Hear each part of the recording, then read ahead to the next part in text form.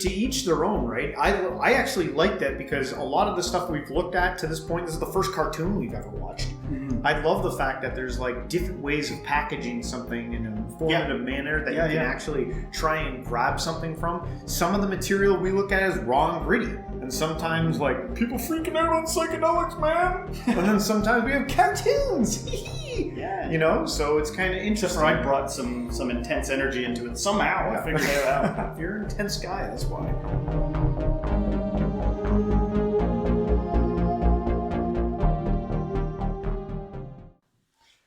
Welcome, modern day mystics, fellow truth seekers. James and Justin here, back at it again. In this one, we have a reaction video for spirit science, and this video is all about the principles of healing disease. Now, I've looked into spirit science a little bit, and their channel seems to be revolved around trying to bring science and spirituality together. Very Deepak Chopra-ish. Yeah, and they do a very good job of it. And the thing that's kind of interesting about these guys is that they animate all their episodes on YouTube. So I'll leave links for their stuff so you can check them out.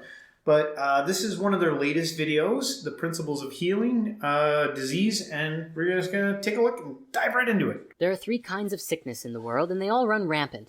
These are physical diseases like cancer, arthritis, diabetes, and so on.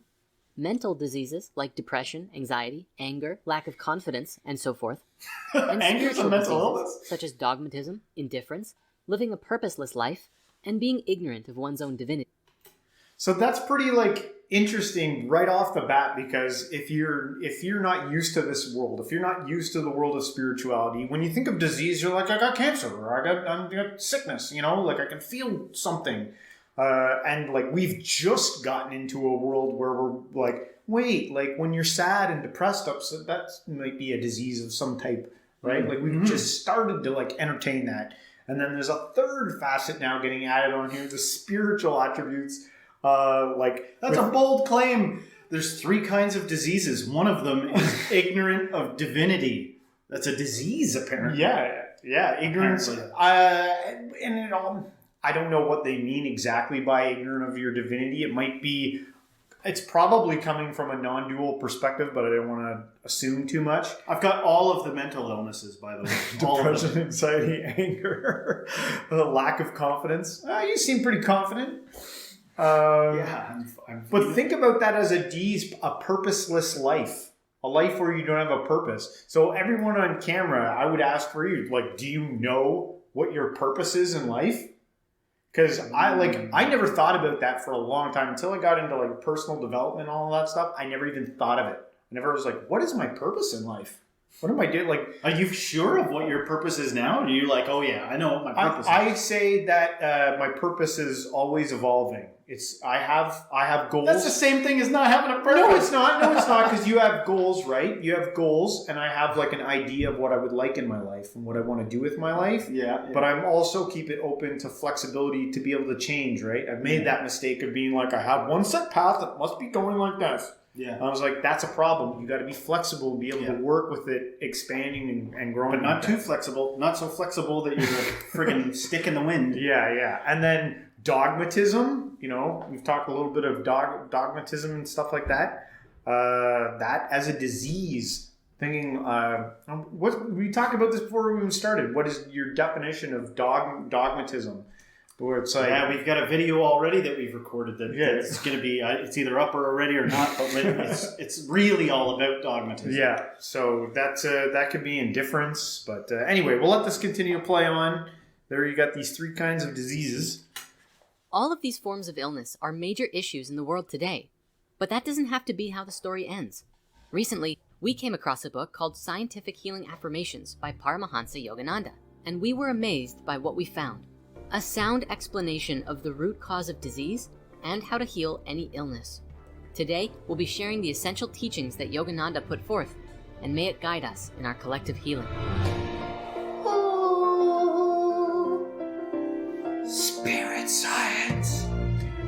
Off he goes. I guarantee you there's people watching this right now that are like, science is not a part of spirituality. Let's begin by understanding the importance of addressing all 3 kinds of disease.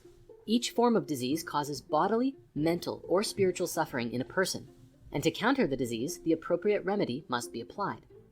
In the world today, most of the focus of health is on physical illness, although since the COVID pandemic, the subject of mental illness has also risen to prominence as a great issue within the collective conversation. Humanity is beginning to realize what effect our mental troubles have on us.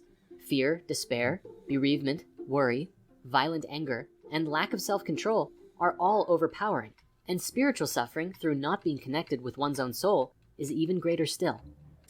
To understand diseases better, we should think of reality as actually inside out from what we typically think. The material is informed by the invisible, and physical disease thus has its origin in mental and spiritual inharmony. That's so interesting because we typically, when something goes wrong with us, we usually wait till we hit rock bottom where it's like, oh, my back's hurting, or my... And this is kind of trying to let you know that it's all the things leading up that like brings you to these points, that not taking care of your mental health, not taking care of, I guess, your spiritual side, that these things are leading to the rock bottom state. Right. And that's what he was saying there, is that think of it in reverse, which we typically don't. We usually wait till... So are you saying usually wait till something manifests in the physical realm where we're like, I need to see a doctor now. I've got a hump on my back. Right? Right, which is not funny. Yeah. But are you saying that, let's say somebody was severely came down with a case of dogmatism. Yeah. That would lead them to do the physical things that would lead them to being physically sick? Think that... Or that the dogmatism alone would make them physically sick? I think what this is trying to lead you to is that it would start off with like dogmatism would lead to mental anguish, which would lead to physical anguish. It's like going backwards. Yeah. Which is really fascinating to think about it that way. But anyway, let's continue it. Lack of awareness about the laws of mental hygiene and the art of spiritual living are responsible for all human bodily and material suffering. If the mind is free from the mental bacteria of anger, fear, or failure consciousness, then no material disease or lack can follow. Who wants sickness in body, mind, or soul? And who needs medicine, mental or spiritual healing, if they are well? It is through our ignorance, our lack of knowing, that we break the laws of harmony by which the body was created, and fall into disharmony and disease. It is usually only then that we typically seek methods of cure. I just wanted to say something real quick. Yeah. It took me kind of a long time to realize that, and this might, I've been doing a lot of revealing of myself this week, but it's just trying to be kind of honest here. It took me a while to get a grip on the idea that other people like prefer what they prefer. You know what I mean? Like there could be somebody watching this cartoon that is put off by the, like, oh, I'm not watching a little high-pitched voice thing talk to me. I'd be like, that's because you're an a-hole, man. That's because you're there's something screwed up with you if you can't handle watching something that I find insightful or something. Yeah, right? yeah. But it's not that. So what do? There's some people that aren't going to understand the packaging of something, whether it's true or not. If it's like, goes against everything they're about. They're like, I'm not lying to you. Yeah. I like the smell of mahogany and, gritty hands and working in the fields. That's what I like. Yeah. I don't like your like soft stuff. Yeah. That's a real person, man. So what do we do about that? Well, they have to change. No, they got a soft. I was actually going to say, like, throw on a skirt. To each their own, right? I actually like that because a lot of the stuff we've looked at to this point, this is the first cartoon we've ever watched. Mm-hmm. I love the fact that there's like different ways of packaging something in an informative manner that you can actually try and grab something from. Some of the material we look at is raw and gritty. And sometimes, like, people freaking out on psychedelics, man. And then sometimes we have cartoons. Yeah. So it's kind of interesting. I brought some intense energy into it somehow. I figured it out. You're an intense guy, that's why. Yeah. All right, let me try. Hey, I like your intensity. Keep it coming. All right, let's go cartoony here. And so, we must know that the difference between matter, thought, and spirit consist in the rate of vibration, and is a difference of degree, not of kind. This is illustrated by the fact that all vibrations are qualitatively alike. The vibration of consciousness, however, is so subtle and so powerful that it cannot be detected by any material instrument we have created in our scientific field so far. For this reason, and at least for now, only consciousness can comprehend consciousness. Conscious human beings can detect the conscious vibrations of other humans, as people and the whole of nature is constantly impressing its vibratory force on its environment, which is felt through emotion, intuition, and thought. You might think of reality then as consciousness being a finer force existing within a coating of a denser vibratory force called matter. It may also be said that consciousness is the first vibration of spirit, and that matter in turn is the result of the denser and heavier vibration of consciousness. This is where it gets tough, man. When you start talking like this, I'm like, I don't know enough about vibrational fields and all this jazz. Like, really, he's saying a bunch of stuff, and I'm like, it sounds good. Oh, yeah. You get sucked, mesmerized into this, being like, yeah. And I'm like, but really, I don't know what you're telling me here. I mean, it sounds nice, but I'm not saying you're wrong. I'm just saying... Talking about vibrations, man. Yes. Well, you don't know? Consciousness, thought, layered upon each other. And that's how the vibratory field. Well, the truth is that it could be that I'm way out of my meditation practice. It could be that maybe some of these concepts and ideas come a little more naturally. The more invested in practical execution of spiritual work. And hey, and again, we're learning as we're going here. So this is the first. We're gonna do more. I'm sure we're gonna run into more vibratorial videos and start learning and being able to piece this all together as we go on this journey. Mm-hmm. So stay with us on the journey, folks, and learn about these fields. While it's useful to draw it like this, one layer after the other, it may be more valuable to see them entirely on top of each other. This is a nearly identical drawing of the Kabbalistic tree of life, which describes all of creation emanating from a supreme oneness and into the dense material reality by the gaining of density. Understanding this, we can see why healing truly begins with mental and spiritual healing in order to truly cure a physical disease. Now, some watching this may disapprove of this idea, because how could healing fear or ignorance result in someone's cancer going away? Disease is generally thought of as a result of external material causes, but disease actually arises through the inaction of the life force within.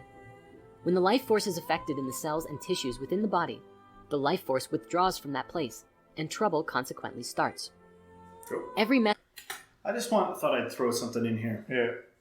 Have you ever been really scared about something, a physical thing, or maybe even elsewise, but you ever been really scared and then you consecrated yourself and humbled yourself before God and were like, please help me, I'm terrified. Yeah. And then in the end, everything worked out. Has that ever happened? Yes. Right? And I would imagine that there's probably plenty of people where something like that has happened, right? Yeah. Now, a big thing here is I could sit here and be like, I really want a Ferrari. Please God, I'm trying to generate the feelings of wanting a Ferrari, but nothing comes close to the visceral fear you have sometimes when you're encountered with something scary, and then you're brought through the storm, and then you're full of gratitude. But you know what I find? Usually it always starts with a fear of say you find you got a sickness or something, and they're like, we found something, you're going to have to go for a CAT scan. And then you're like, oh my God. And there's this period of fear. And I believe that in that time period, you're probably only making things worse for yourself. But usually there's a process in between all that where you kind of let go. And that can happen. And then I just in my experience where it's an acceptance thing. It's I accept, because there's nothing I can do about it. But there's a lot of things. And then I find usually after that, things work themselves out after that. After you let go of the fear part. But there's all this heart changing stuff, your soul, your heart changing in the process. And maybe there's a spiritual element to that. The combination of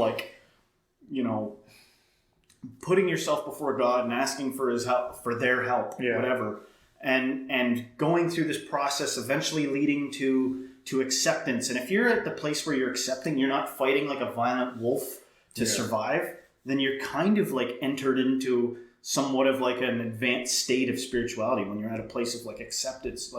What I'm saying is they're all processes that maybe you could connect to this type of thing, right? Yeah. And, scientifically minded person might be like, no. You've reduced the cortisol in your body, and therefore the cancer's less inflamed by the time you come to acceptance. Whatever, man. Yeah. We're just talking here. Yeah. Spitballing. Yeah. Yeah. What it could be. All right. method of healing today, from medicine to massage, all help stimulate the cell in such a way as to support the inactive life force into returning to that part of the body and resume its former work of repair and keeping the energy vital. So there you have it. Get your spiritual diseases and your mental diseases before your physical diseases. No, that's not what I'm saying. I think actually if you watch more of this video, they say that like having balance and learning how to like, yes, you still need to like go to doctors, and they say all that. Like you still have to do the whole shebang. Right. But what they're trying to put emphasis on here is that you don't give enough attention to your mental and your spiritual stuff.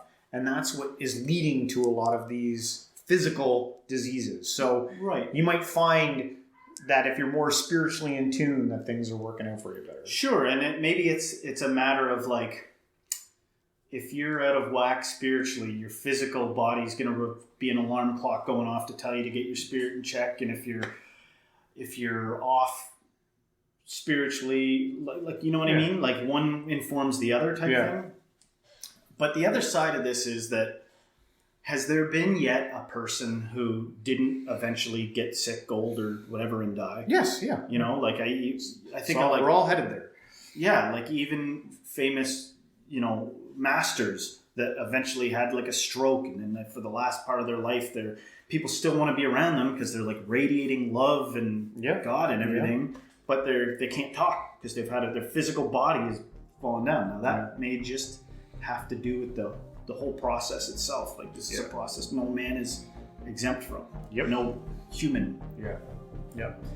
But let us know what you guys think, man. Write down in the comments if you have any questions, or if you have any other insights that would help us along this journey. Maybe there's another video on this out there that we can dive into to get more out of this. But if you liked this episode, please don't forget to hit the like, subscribe, share with a friend, and everybody, until next time, stay spiritual.